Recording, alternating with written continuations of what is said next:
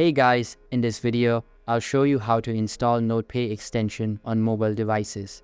Alright, let's begin. First of all, open the Kiwi Browser on your mobile device and make sure it is updated to the latest version available. After that, you just need to search for Chrome Web Store and then open the official website from the search results. Also, make sure that you're in desktop mode so that you're able to access the web store.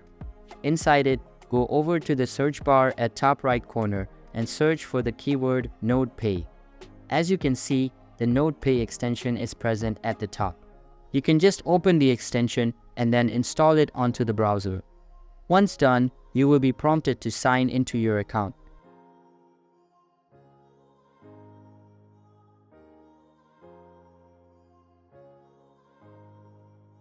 If you're not redirected to this page, simply tap on the three dots icon and then select Nodepay from the drop-down menu and then sign in.